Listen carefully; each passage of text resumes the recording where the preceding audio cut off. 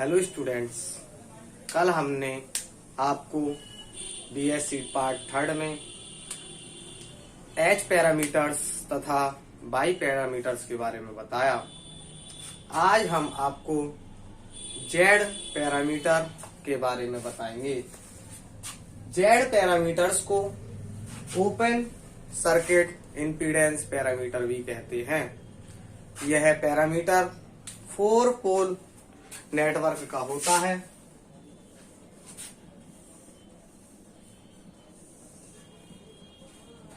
Four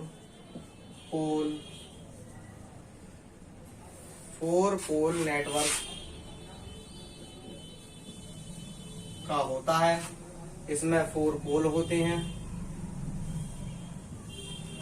ये इसका input part होता है और यह इसका आउटपुट पार्ट होता है।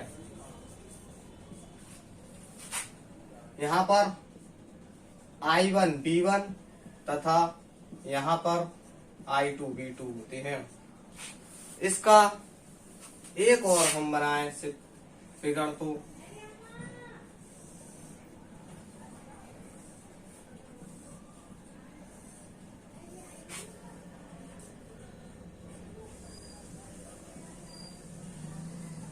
यहाँ पर ये I1 I2 करंट है और B1 B2 वोल्टेज है और यह है इनपुट पार्ट, यहाँ पर आउटपुट पार्ट। यह पैरामीटर 4 वेरिएबल्स से मिलकर बना होता है, जिसमें B1 B2 वोल्टेज है और I1 I2 इसकी करंट है।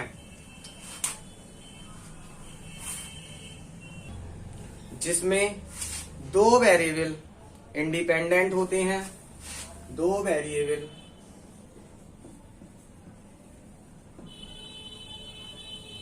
इंडिपेंडेंट होते हैं तथा 2 वेरिएबल डिपेंडेंट होते हैं। जो 2 वेरिएबल हैं जो इंडिपेंडेंट हैं वह I1 तथा I2 हैं, जो कि I1 तथा I2 ये दोनों वेरिएबल इंडिपेंडेंट हैं तथा जो 2 वेरिएबल हैं B1 तथा B2 यह डिपेंडेंट हैं। यह B1 B2 I1 I2 पर डिपेंड रहते हैं। तब voltage B1 equal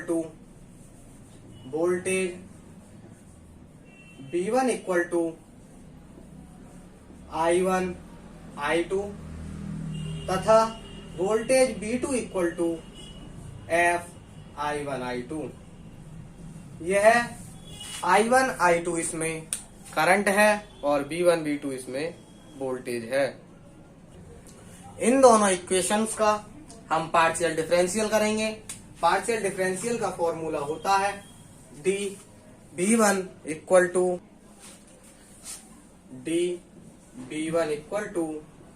del B1 upon del I1 D I1 plus del B1 upon del I2 D I2। ये हमने पहली इक्वेशंस का पार्शियल डिफरेंशियल करा। इसी प्रकार हम इस वाली इक्वेशन का भी पार्शियल डिफरेंशियल करेंगे। इसका partial differential D B2 equal to del B2 upon del I1 D I1 plus del B2 upon del I2 D I2। इन दोनों को हमने पार्शियल डिफरेंशियल के रूप में लिख लिया। अब इसके बाद हम इसको जो हमारे 4 पैरामीटर्स होते हैं जेड पैरामीटर्स के, वह Z11 Z12 Z21 तथा Z22 होते हैं। अब हम इन दोनों वेरिएबल्स को हम इस फॉर्म में कन्वर्ट करेंगे।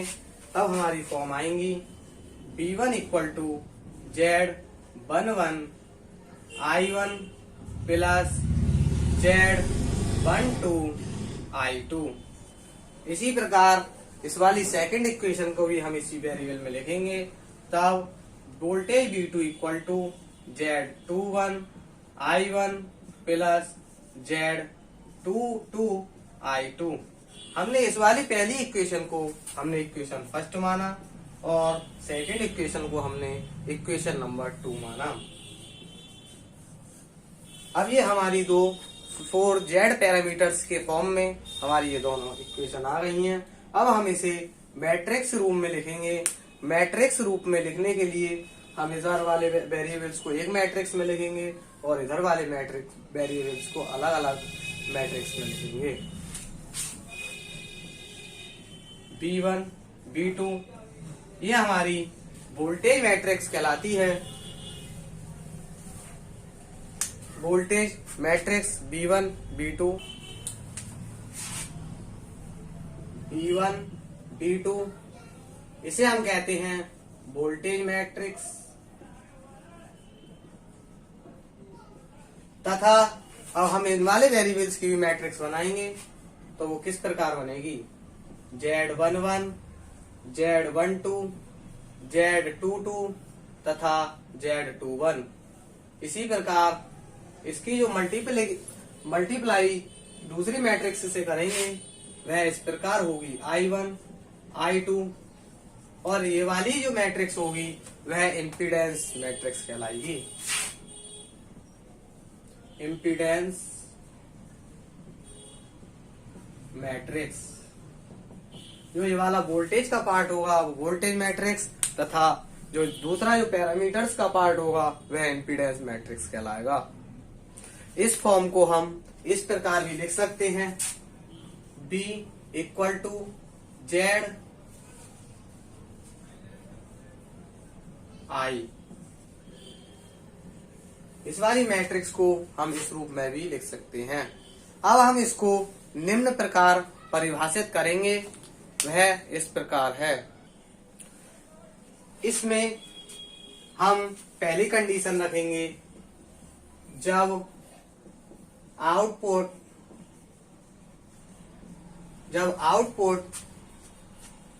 ओपन सर्किट में होगा। ओपन सर्किट में होगा। जब जो हमारा जो इसमें आउटपुट है ये ओपन सर्किट होगा, यहाँ पर ओपन सर्किट होगा, तब हमारी जो I2 की वैल्यू आएगी वह 0 होगी। अब I2 की वैल्यू जब हम इक्वेशन नंबर फर्स्ट में रखेंगे, I2 की वैल्यू हमने यहाँ पर इक्वेशन नंबर फर्स्ट में रखी तो ये वाला पोर्शन पूरा 0 हो जाएगा। तब हमारे पास Z11 equal to Z11 I1 equal to B1। तब Z11 equal to B1 upon I1 आएगा। Z11 equal to B1 I1। तब हम इसे ZI से शो करेंगे और इसे इनपुट सर्किट ओपन इम्पीडेंस कहेंगे। इनपुट सर्किट ओपन इम्पीडेंस इसे क्यों कहेंगे, क्योंकि जब यहाँ की I2 की वैल्यू क्या होगी, इसमें सर्किट ओपन सर्किट होगा और I2 की वैल्यू 0 होगी। तब हमारी ये पहला parameter ZI equal to Z11 equal to BI upon I1, इसे यहाँ पर I2 इक्वल टू 0। ठीक है। अब जो सेकंड होगा, जब हमारा यहाँ पर ओपन सर्किट इनपुट इम्पीडेंस, जब हम यहाँ पर सेकंड इक्वेशन में I2 की वैल्यू 0 रखेंगे तब हमारा जो वेरिएबल आएगा वह आएगा Z21 equal to B2 upon I2 I1। यहाँ पर I2 इक्वल टू 0, इसको क्या कहेंगे, इसको ZF से डिनोट करेंगे। यह हमारा जेड पैरामीटर का दूसरा वेरिएबल आ गया, इसे हम ओपन सर्किट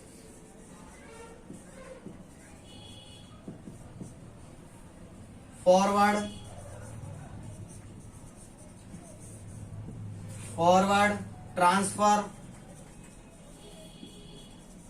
इंपीडेंस कहते हैं। इस सर्किट को क्या कहेंगे हम? Open circuit forward transfer impedance. इसी प्रकार हमारा तीसरे वेरिएबल के लिए जब हमारा इनपुट सर्किट को हम ओपन करेंगे, जब हमारा ये इनपुट सर्किट है, जब पहले तो हमने आउटपुट सर्किट को ओपन किया था, अब हमारा इनपुट सर्किट ओपन होगा।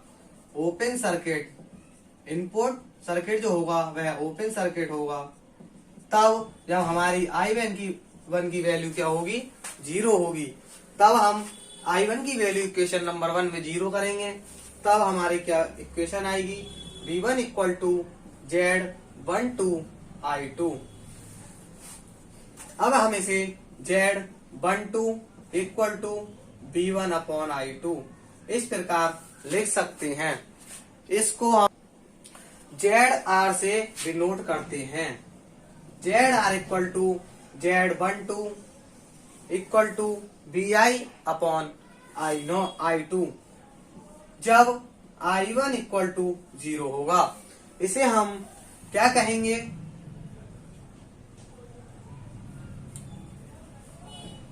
Reverse transfer impedance. Reverse transfer impedance. इसी प्रकार हमारा चौथा वेरिएबल, जब हम इक्वेशन नंबर 2 में I1 की वैल्यू को 0 करेंगे, तब हमारा वेरिएबल आएगा V2 equal to Z22 I2। तब Z22 equal to V2 I2, यहाँ पर क्या होगा? I1 की वैल्यू 0 होगी। तब इसे हम लिखेंगे ZO। यह हमारा चौथा वेरिएबल, इसे हम कहते हैं आउटपुट सर्किट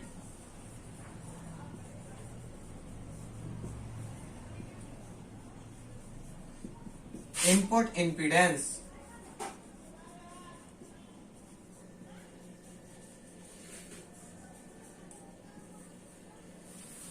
यह हमारे जेड पैरामीटर्स के चारों पैरामीटर्स आ गए हैं।